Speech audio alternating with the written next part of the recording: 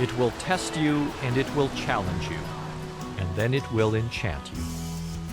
The Middle Fork of the Salmon River is the gold standard by which other rivers are judged. It's a journey into a wilderness, at times restful and serene, at other times dramatic and threatening. This is Idaho at its best. Funding for Outdoor Idaho is made possible by the Friends of Idaho Public Television, by the Laura Moore Cunningham Foundation, committed to fulfilling the Moore's legacy of helping to build the great state of Idaho, and by the Corporation for Public Broadcasting.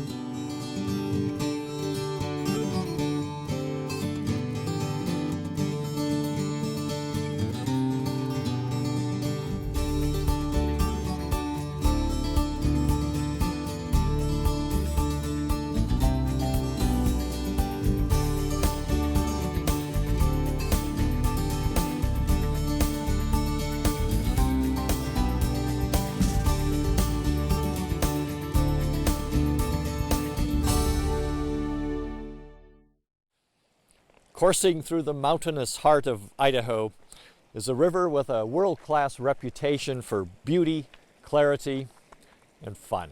Hi, I'm Bruce Reichert, and welcome to Outdoor Idaho.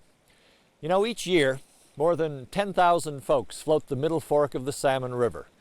And for most of them, their 1 week on this river will be the vacation they remember for the rest of their lives.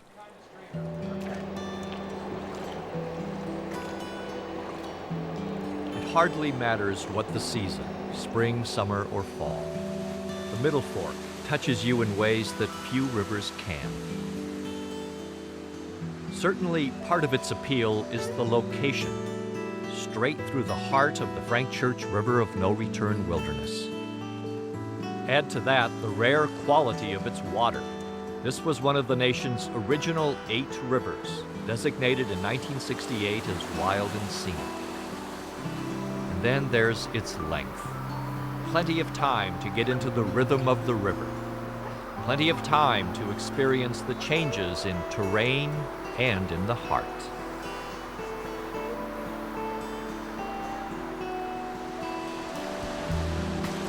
A 100 miles of wilderness river. Where else can you do that? We have a rapid almost every mile, which is incredible. And you don't have to row. There's a constant gradient, so it's a very pleasing river to just kind of go down and enjoy the scenery and the water and the fishing and the camaraderie and the camping. To me, it's a privilege to be on the Middle Fork. And I guide around the world. I go to different countries. I also internationally guide on the different rivers. Every year I come back to Middle Fork, make sure that I'm here.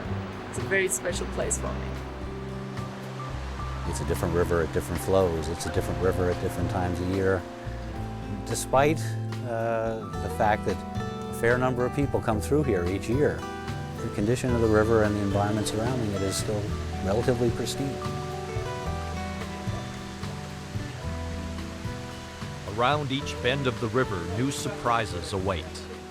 No one ever leaves the Middle Fork disappointed. The history of this canyon is written in the rocks and on the rocks. The Tukadika left messages on sheer rock walls and in caves. Known as the mountain sheep-eater people by their Indian neighbors, the Tukadika were exceptional hunters. Some of their pictographs suggest a fascination for wildlife. Other drawings could be a shaman's vision or a history lesson, maybe even some bragging about fertility. The artists used red ochre. These messages are an early indication of human activity along the Middle Fork. This is a very ancient historical place that has a history far beyond the humanity that we're familiar with. And it gives you a little bit of an appreciation for the wildness of this area. The Middle Fork was never heavily populated.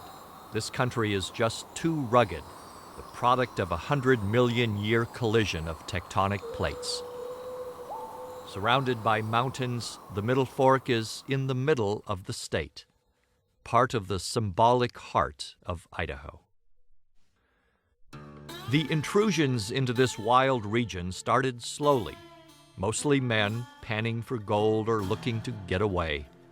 Some built homesteads in the few flat places nature provided. Later came the men in canoes and rafts. The 1926 trip is the first documented trip that we know of that ran the length of the Middle Fork from clear up by Marsh Creek all the way to the confluence.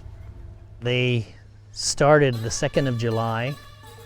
They took until the 1st of August to do the whole Middle Fork. And it was the idea of Henry Widener, who was a very interesting man. He got an early motion picture camera, a crank camera that weighed 55 pounds, and he would set up salt blocks with a blind to take photographs of animals. He had 4,000 feet of film. He shot about 3,000 on the river. He lost some in a turnover. Eventually, Widener took his film on the road, including footage he later shot of the Maine salmon. The first rubber boat that we know of on the Middle Fork is 1939, Amos Berg's yellow Goodyear raft called Charlie, which made the whole trip in fine shape and still exists as in a museum in Jackson, Wyoming now. Back then, river runners would occasionally catch glimpses of the hermit of Impassable Canyon. Earl Parrott lived high above the Middle Fork and devised a series of ladders that allowed him to scramble up and down the steep cliffs to the river.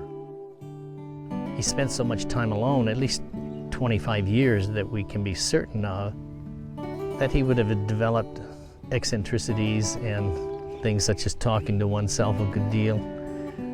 But I think he was a kind and a pleasant person. He did tell this visiting party, at first he was very hostile, he didn't want them to land, but when he realized that they'd brought him salt, then he said, well, come on in. And they went up and took pictures this time, color film. You can see Parrott's cabin, a half dugout, half log cabin that was easy enough to heat with a sod roof. And then he had a magnificent garden, a showplace garden, and he grew and dried fruits and vegetables. You can see him with a cigar that they brought him, that he at least is smoking, if not inhaling, because some people say he didn't smoke. Parrott was 76 when he died, and 44, so he was in his late 60s when they visited him in 39, and still was very agile. That's really the only movie footage that we have of him.